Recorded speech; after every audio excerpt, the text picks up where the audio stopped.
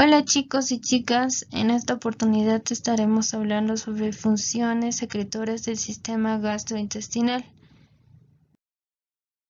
Primero, el sistema digestivo es el que se encarga del proceso de transportar y transformar los alimentos que puedan ser absorbidos y utilizados por las células de nuestro organismo para generar energía. Funciones secretorias del tubo digestivo. Primero, las glándulas secretorias cumplen dos misiones fundamentales.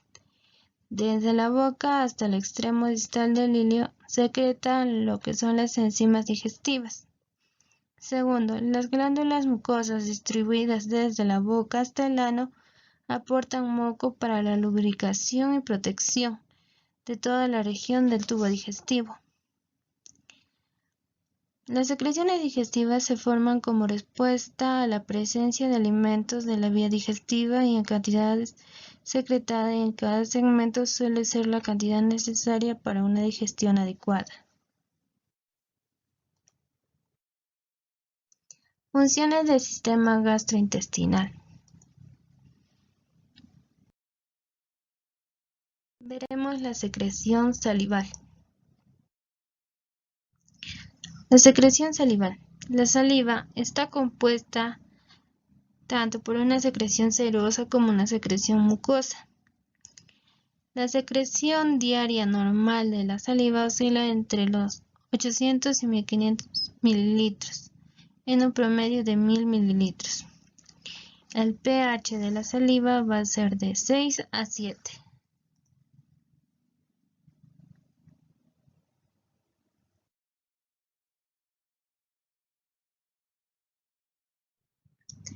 La saliva va a tener tres orígenes: la parótida, la submaxilar, la sublingual. Cada una de ellas estaremos viendo dónde se localiza el conducto por donde sale la entrada a la cavidad oral y el tipo de secreción que genera. La glándula salival parótida está localizado anterior a la aurícula del oído, sobre el músculo macetero. Su conducto va a ser, como su nombre mismo lo dice, parotidio. Entrada a la cavidad oral, lateral segundo molar. El tipo de secreción que genera es el líquido seroso que contiene sales y enzimas. El submaxilar se va a encontrar inferior a la base de la lengua. Su conducto va a ser submaxilar y su entrada a la cavidad oral va a ser sobre la papila lateral por el frenillo de la lengua. El tipo de secreción que va a tener el líquido seroso acuoso. El sublingual, anterior a la glándula submaxilar debajo de la lengua. Su conducto va a ser el conducto sublingual pequeño. Entrada a la cavidad oral por el conducto submandibular. El tipo de secreción que va a tener moco espeso, fibroso, con sales y enzimas.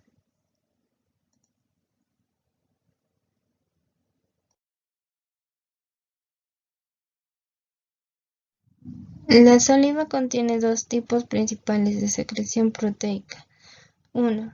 La secreción serosa rica en tialina, una alfa-amilasa, que esta es una enzima destinada a digerir los almidones.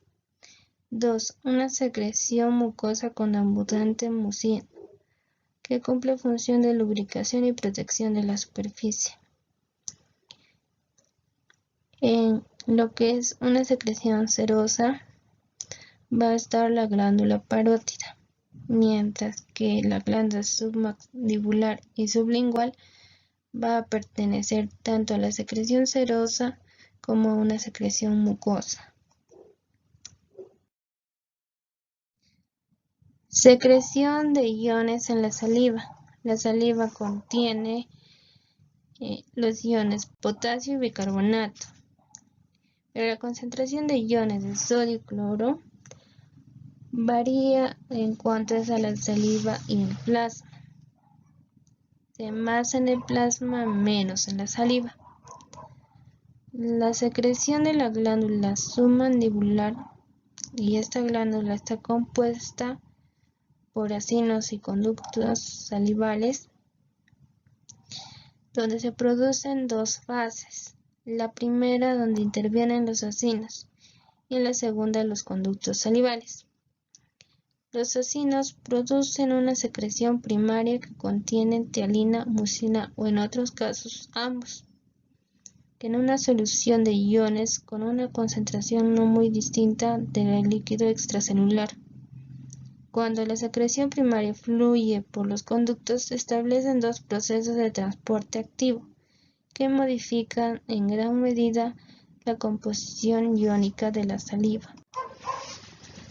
En primer lugar, se produce una reabsorción activa de iones de sodio a lo largo de todo el conducto salival y al mismo tiempo se secretan activamente iones de potasio que se intercambian por los iones de sodio. Se reduce mucho la concentración salival de iones de sodio al tiempo que aumenta el potasio. Sin embargo, la reabsorción de sodio supera la secreción de potasio, por lo que en los conductos salivales se crea una negativa de alrededor de menos 70 milivoltios. Esta negativa facilita la reabsorción pasiva de iones de cloro, por tanto la concentración salival de iones de cloro desciende mucho para acoplarse a las bajas concentraciones de iones de sodio. En segundo lugar, el epitelio conductual secreta iones de bicarbonato hacia la luz del conducto. Esta secreción se debe, al menos en parte, a un intercambio pasivo del carbonato por cloruro, aunque también podría ser consecuencia de un proceso de secreción activa. El resultado neto de este proceso, en condiciones de reposo, la concentración salival de iones de sodio y cloruro alcanzan alrededor de 15 mini-equivalentes por litro cada una, es decir, entre la séptima y décima parte de concentración plasmática. A su vez, la concentración de iones de potasio se aproxima a 30 mini-equivalentes por litro, que es 7 veces más que el del plasma, y la concentración de iones de bicarbonato varía entre 50 y 70 mini-equivalentes, alrededor de 2 o 3 veces más de la del plasma. Durante la salivación máxima, la concentración iónica cambia de manera considerable. La velocidad de formación de la secreción primaria por los acinos aumenta hasta 20 veces. En consecuencia, esta secreción acinar fluye por los conductos con una rapidez tal que adicionalmente ductal de la secreción queda muy reducido. Por eso, cuando se secretan cantidades copiosas de saliva, la concentración de cloro sódico en ella es alrededor de la mitad de 2/3 partes de la que se encuentra en el plasma, mientras que la del potasio solo se eleva 4 veces a la del plasma. De la saliva en relación con la higiene bucal. En condiciones basales y de vigilia o sueño, cada minuto se secretan alrededor de 0,5 mililitros de saliva, casi toda ella de tipo mucosa, pero, sin embargo, durante el sueño la secreción es baja. La secreción desempeña un papel muy importante en la concentración de tejidos bucales sanos. La boca contiene grandes cantidades de bacterias patógenas que pueden destruir con facilidad sus tejidos y provocar caries dentales. Y para ello hay varias maneras en las cuales la saliva ayuda a evitar el deterioro. 1. El flujo de la saliva ayuda a lavar y arrastrar a los gérmenes patógenos y partículas alimenticias que les proporcionan el sostén metabólico. 2. La saliva contiene varios factores que destruyen las bacterias.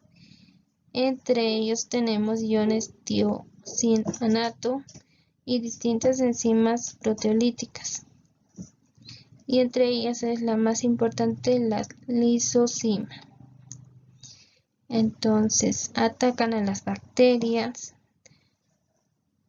favorecen a la penetración entre las bacterias de iones tiocínicos, para que puedan ejercer su acción bactericida y digiere las partículas alimenticias, contribuyendo así a la eliminación del sustrato metabólico utilizando para la flora bucal. 3. La saliva suele contener cantidades significativas de anticuerpos que destruyen la bacteria bucal, incluidas algunas que causan las caries dentales. Regulación nerviosa de la secreción salival. Se demuestra que las glándulas salivales están controladas sobre todo por señales nerviosas parasimpáticas procedentes de los núcleos salivales superior e inferior del tronco encefálico. Los núcleos salivales se encuentran situados aproximadamente en la unión entre el bulbo y la protuberancia y se excitan tanto por los estímulos gustativos como por los estímulos táctiles procedentes de la lengua y otras zonas de la boca y la laringe. Muchos estímulos gustativos, especialmente los amargos, desencadenan una copiosa secreción de la saliva hasta de 8 a 20 veces superior a la basal. Determinismos estimulativos táctiles, como la presencia de objetos lisos en la boca, provocan una salivación notable, mientras que los objetos rugosos estimulan muy poco o nada de secreción. Las señales nerviosas que llevan a los núcleos salivales desde los centros superiores del sistema nervioso central también pueden estimular o inhibir la salivación. El área de apetito encefálico, que regula en gran parte estos efectos, se encuentran en la proximidad de los centros parasimpáticos del hipotálamo anterior y en gran medida responde a las señales procedentes de las áreas del gusto y el olfato de la corteza cerebral o amígdala. La salivación también puede producirse como respuesta a los reflejos que se originan en el estómago y en la parte alta del intestino, sobre todo cuando se degluten alimentos irritantes o cuando la persona siente náuseas, debidas a algunas alteraciones gastrointestinales. La estimulación simpática también puede incrementar la salivación en la cantidad moderada, aunque mucho menos de lo que se hace parasimpática. Los nervios simpáticos se originan en el ganglio cervical superior, desde donde viajan hasta las glándulas salivales, acompañando los vasos sanguíneos. Un factor secundario que también influye en la secreción es el aporte sanguíneo de las glándulas, ya que la secreción requiere siempre una nutrición adecuada. A través de la sangre, las señales nerviosas parasimpáticas que inducen a la salivación copiosa dilatan también de forma moderada los vasos sanguíneos. Además, la salivación produce una vasodilatación por sí misma, facilitando así el aporte nutritivo necesario para las células secretoras. De este efecto vasodilatador adicional se debe a la calicreína secretada por las células salivales, adictas a que a su vez actúa como una enzima. Secreción esofágica. Las secreciones esofágicas son solo de naturaleza mucosa y principalmente proporcionan lubricación para la deglución. Gran parte del esófago está revestido por glándula mucosa simple, en el extremo gástrico, y en menor medida en la porción inicial del esófago existen muchas glándulas mucosas compuestas. El moco secretado por estas últimas en la parte superior del esófago evita la excoriación de la mucosa por los alimentos recién llegados, mientras que las glándulas compuestas cercanas a la unión gastroesofágica protegen la pared del esófago frente a la digestión por los jugos gástricos ácidos que a menudo refluyen del estómago hacia la porción inferior del esófago. A pesar de esta protección, ocurre que se producen úlceras pépticas en el extremo gástrico del esófago. Bien, continuando con el desarrollo de la exposición, vamos a hablar acerca sobre la secreción gástrica. Bien, Williams fue el padre de la gastroenterología. En 1825 fue el primero en identificar directamente las acciones del jugo gástrico. El contenido de HCl, que es la secreción moco, y la motilidad en un paciente con fístula traumática. Bien, las secreciones en digestión y absorción de comida y control de motilidad, lo que es ácidos, pepsinógeno, factor intrínseco, gastrina, histamina, también secreciones que van a proteger la mucosa, que va a ser el moco, y lo que es el bicarbonato. Bien, las secreciones gástricas. Vamos a ver el origen de las células, también las sustancias que van a secretar y el estímulo para lo que es la liberación y bueno, su función, ¿no? Vamos a tener la mucosa del cuello, que va a estar subdividido en lo que es en el moco y el bicarbonato. En el moco, este es la secreción tónica, que va a tener la función de barrera física entre luz y epitelio. Y con respecto al bicarbonato, este aumenta con irritación mucosa secretando lo que es moco. Ahora, su función va a ser neutraliza ácidos gástricos para evitar daños epiteliales. En lo que es parietales, vamos a tener ácidos clorhídrico y factores intrínsecos.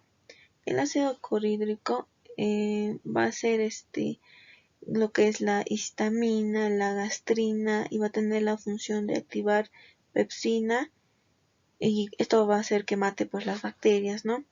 Y en el factor intrínseco, su función es de formar complejo con lo que es vitamina de B12 para su absorción.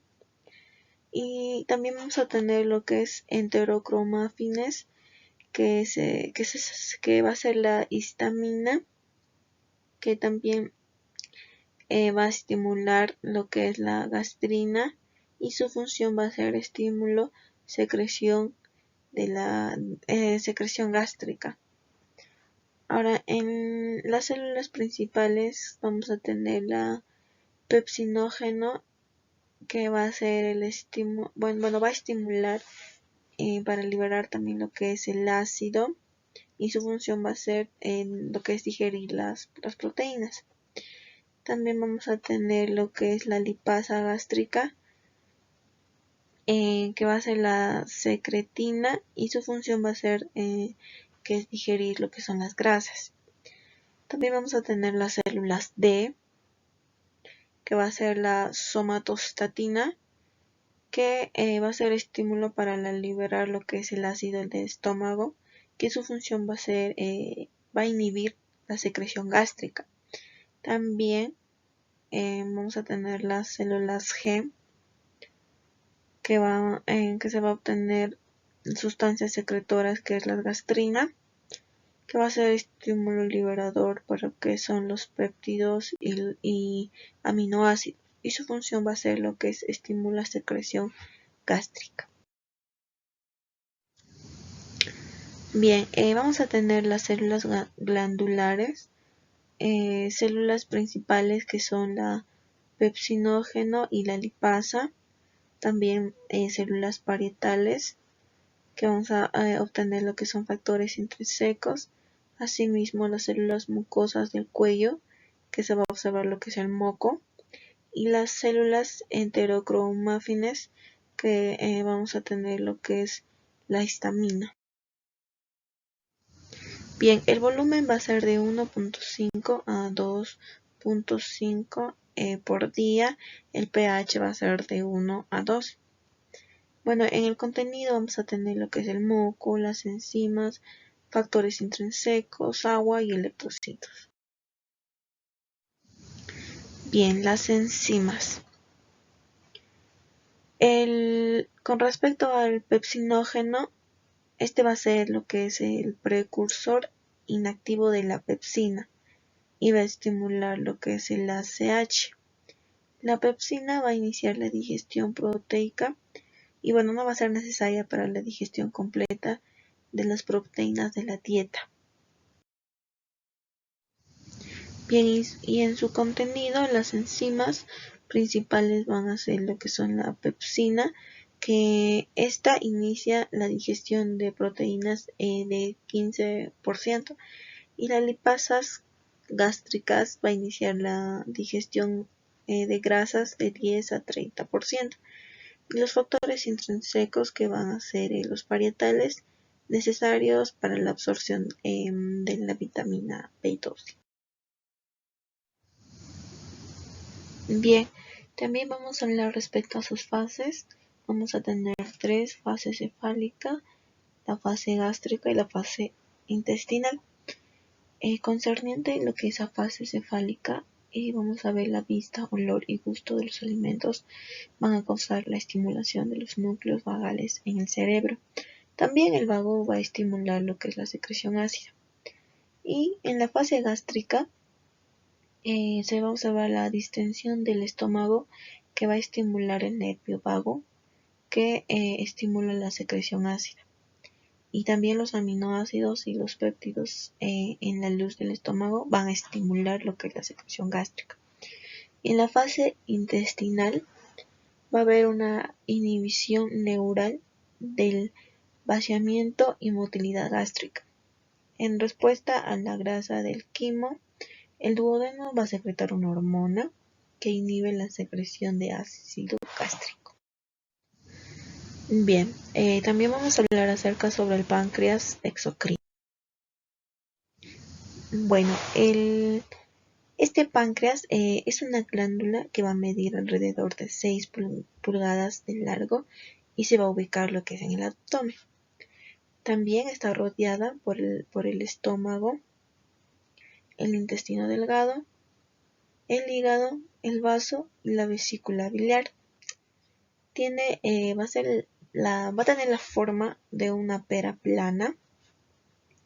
Asimismo, en la especie humana, su longitud va a ser entre 15 a 23 centímetros. Tiene un ancho de unos 4 centímetros y un grosor de 5 centímetros. Y un peso de lo que es entre 70 a 150 gramos.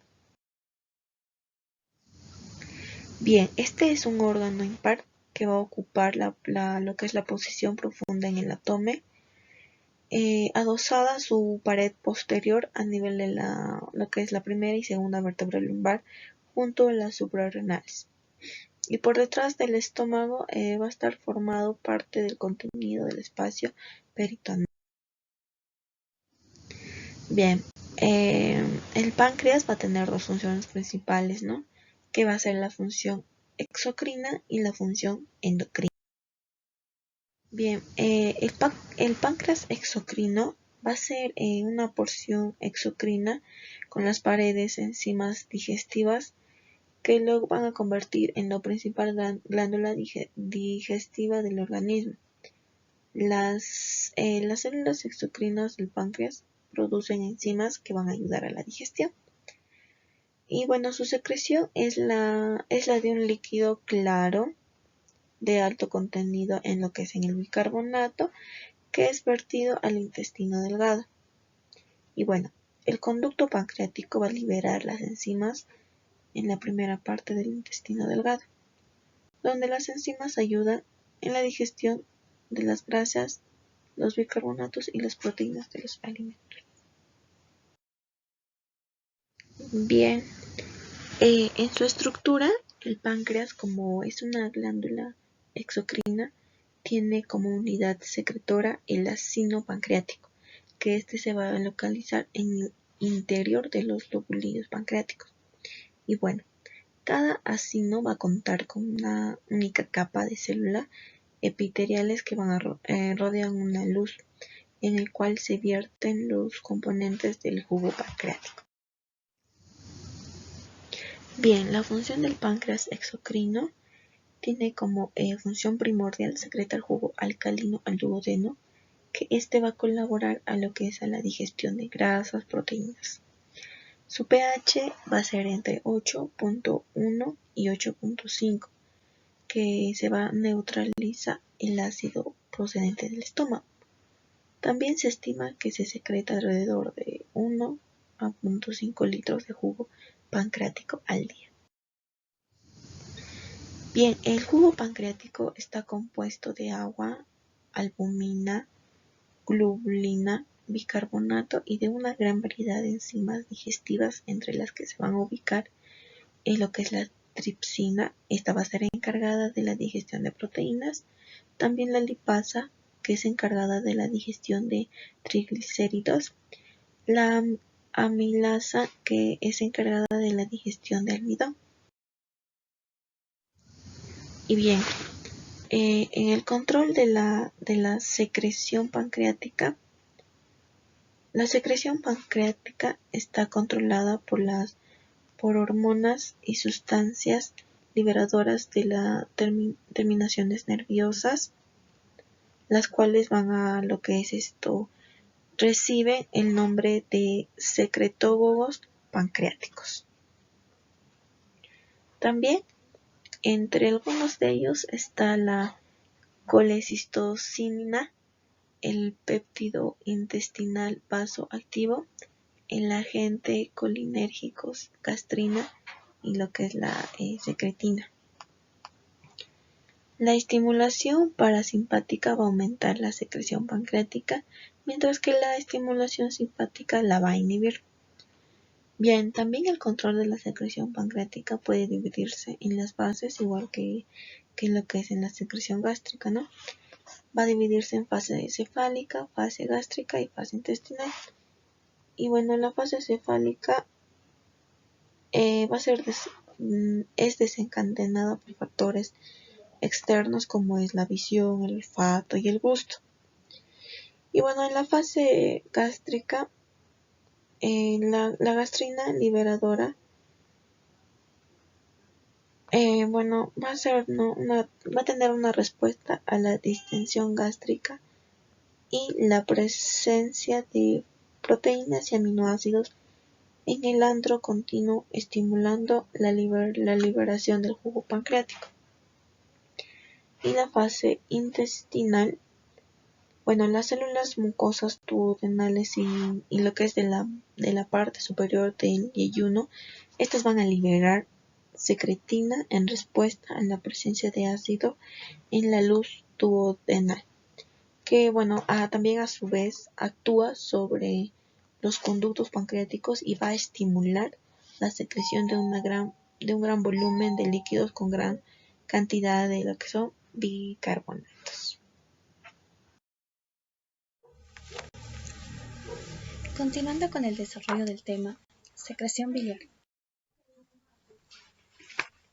El hígado es la glándula más grande del organismo y está formada por hepatocitos que adoptan una disposición que forman lobulillos hepáticos. Su cantidad se forman entre 0,5 y 1 litro al día de bilis. El ritmo de secreción es variable, entre 10 a 20 microlitros. La composición de la bilis es de agua, sales biliares, bilirrubina, colesterol, ácidos grasos, lecitina, sodio, potasio, calcio, cloro y también bicarbonato. Las funciones de la bilis es de neutralización de la acidez del quimo y también la digestión y absorción de lípidos. Otras funciones son de digestión y absorción de grasas y es también un medio de excreción para productos de desecho de la sangre. En conclusión, los principales componentes de la bilis son el agua, el colesterol, las sales biliares, pigmentos biliares e iones presentes en el plasma. La capacidad máxima de la vesícula biliar es de 30 a 60 mililitros, pero no obstante, su cantidad de la bilis que puede almacenarse en ella equivale durante 12 horas alrededor de 450 mililitros. La secreción intestinal. La secreción intestinal tiene varias finalidades. Facilita el tránsito intestinal al finalizar la digestión. También defiende el organismo del exterior mediante las células defensivas. Y también participa en la homeostasis del mismo mediante las secreciones endocrinas. Su cantidad es de una solución acuosa con electrolitos, isotónica con un pH entre 6,5 y 7,5. Este se secreta en mayor cantidad en el duodeno y va disminuyendo hacia el hígado. La función que desarrolla es de protección de la mucosa intestinal, tanto mecánica como química. Muchas gracias.